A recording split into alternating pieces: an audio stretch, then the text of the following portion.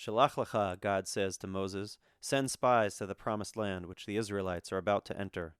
Find out, is the land barren or fertile, inhabited or empty? And if there are people living there, will they welcome the Israelites, or will they try to kill them?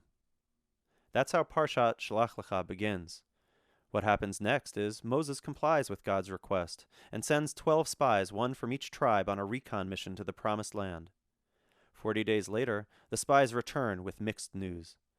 On the one hand, they report, the land is a paradise flowing with milk and honey.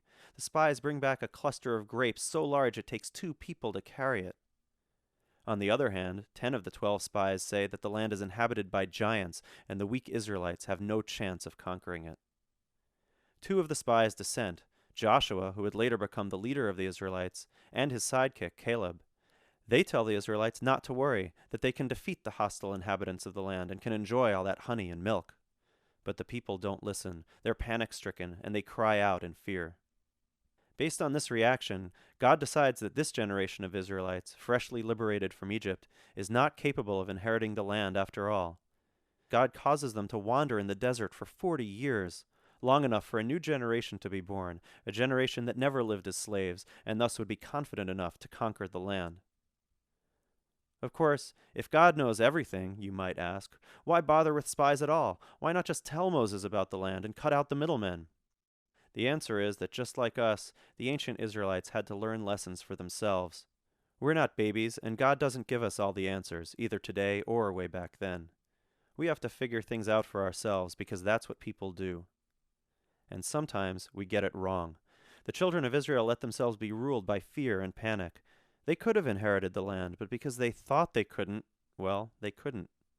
The spies weren't really sent to learn about the land. They were sent to learn about themselves. Think about it.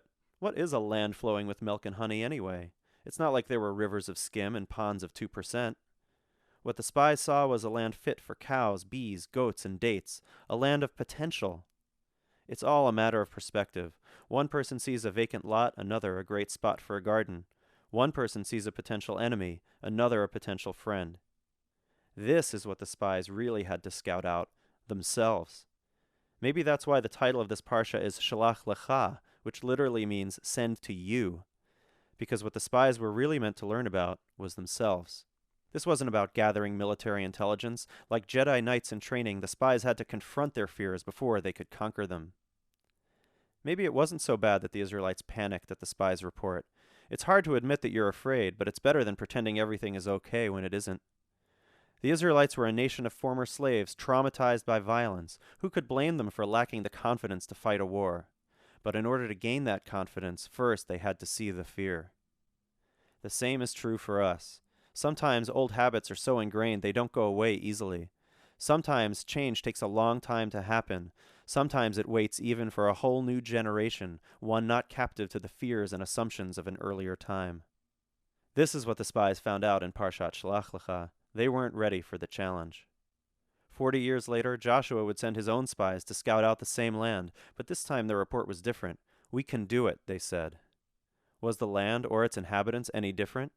No, but the people and their points of view were.